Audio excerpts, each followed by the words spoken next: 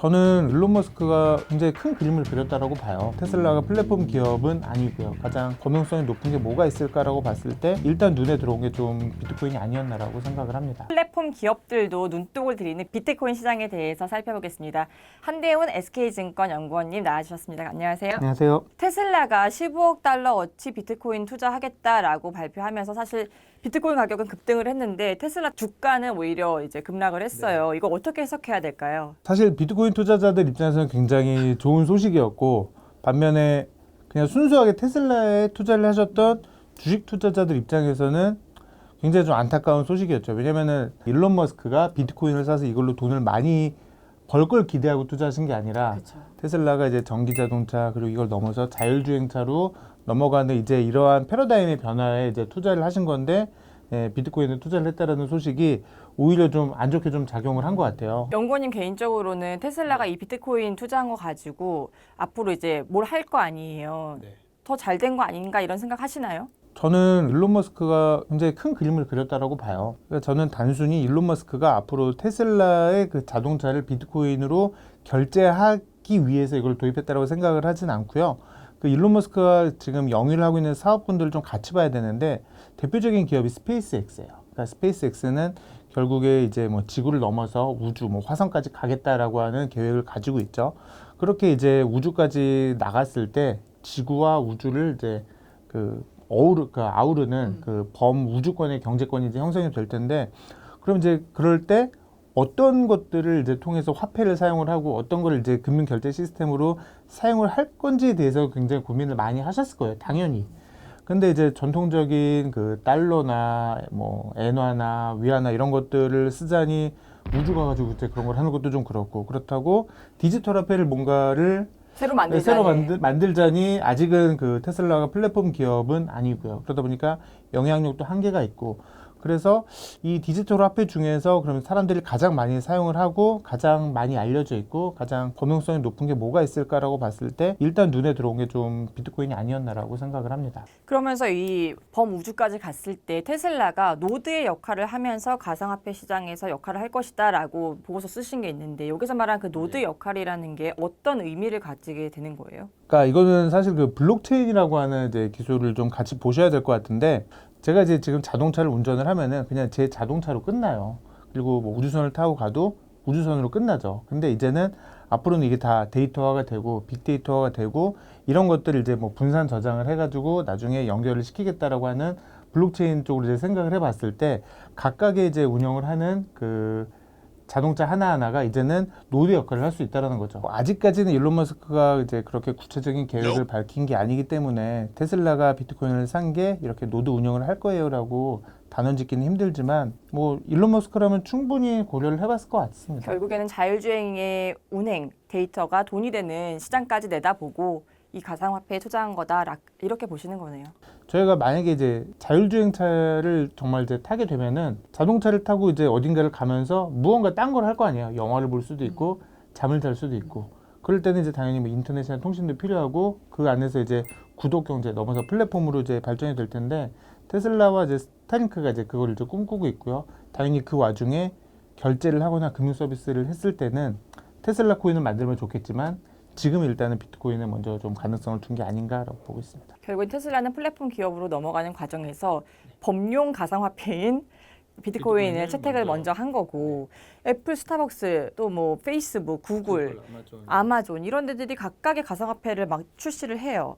그럼 과연 그때는 비트코인이 어떻게 될 것인가? 그 뭐 리브라 얘기도 있었지만, 구글이나 페이스북 이런 그 플랫폼 기업들은, 그러니까 몇십억 명의 유저를 가지고 있는 그런 플랫폼 기업들은 자체적으로 이제 발행을 해서 정말로 그 생태계에 대해서 그 자체적으로 만든 코인을 통해서 이제 경제 활동을 할 수 있는 여건이 됩니다. 근데 그게 아직까지 좀 미흡한 기업들 입장에서는 새로운 걸 만들면은 당연히 이제 기존의 플랫폼 기업들과의 경쟁에서 뒤처질 수밖에 없죠.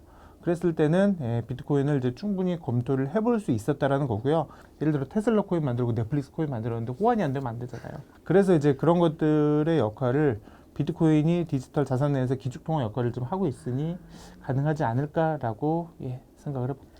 이 질문을 사실 드릴까 말까 되게 고민을 했었는데 되게 어려운 개념이 있어요. DeFi, 그리고 NFT라는 게 있는데 이 디파이 고객 예탁금이 지금 현재 400억 달러를 돌파했다 이런 이제 리포트를 최근에 쓰신 것도 있는데 이 성장 속도가 엄청 가파르다라는 걸 볼 수 있거든요. 이 디파이가 뭐고 왜 이렇게 핫하며 국내에서는 과연 어떻게 투자할 수 있는지 여쭤보겠습니다. 사실 저도 이제 디파이를 공부를 지금도 해가고 있는 입장에서 좀 말씀드리기가 조심스럽긴 한데요. 이거를 이제 구체적인 예를 들어서 설명을 드리면은 지금은 은행에 대출을 받거나 아니면 금융상품에 가입을 하거나 아니면 뭐 파생상품에 투자를 할 때 은행이나 이제 증권을 이용을 하시잖아요. 그래서 은행에 이제 담보를 맡겨놓고 대출을 받고 이제 그런 시스템인데 이제 은행과 증권이 없이 바로 매치를 해준다라고 하는 게 디파이라고 보시면 될 것 같아요. P2P 개념이네요. 뭐 일종의 P2P 개념이라고 네. 보시면 될 것 같아요. 그래서 이 디파이에서 지금 가장 그 기본이 되고 있는 그 플랫폼은 결국에는 이제 이더리움이다 보니까 예를 들어 이더리움을 이제 맡기고 이제 어떠한 이제 새로운 토큰을 이제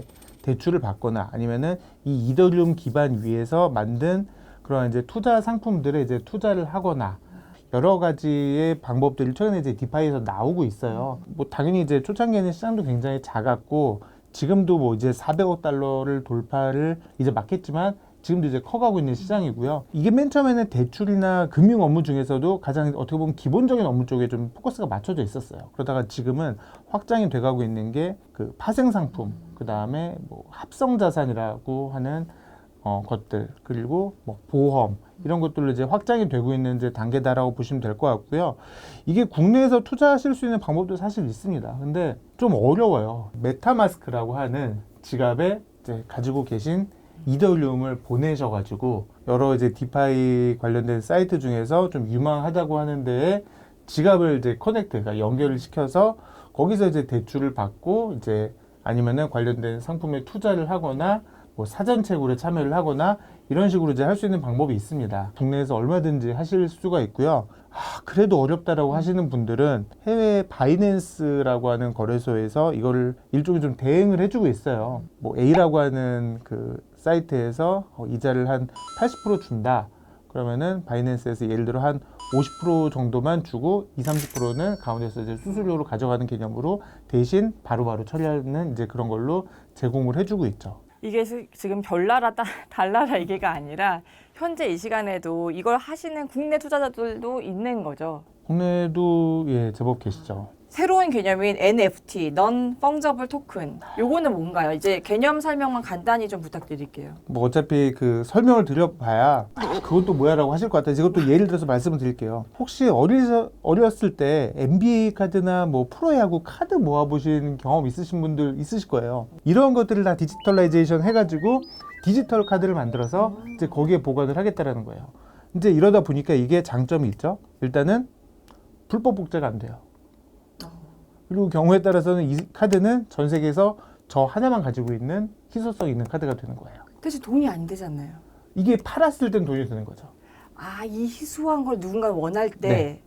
그러니까 이게 지금은 뭐 게임 아이템이라든지 뭐 NBA 카드, 뭐 야구 카드 이쪽도 있지만 예술품 시장에서도 이 시장이 열리고 있어요. 그러니까 어떻게 보면 요즘 유행하고 있는 메타버스랑도 굉장히 좀 비슷한 개념이라고 보시면 될 것 같아요. 해외 주식 저희 로블록스 영상에서 메타버스를 설명을 드렸는데 참고해 주시면 감사하겠고요. 정말 이 비트코인이라는 거 그리고 플랫폼 기업들이 왜 비트코인에 이렇게 열을 올리고 있는가에 대해서 살펴봤습니다. 지금까지 한대훈 SK증권 연구원님 감사합니다. 네, 감사합니다.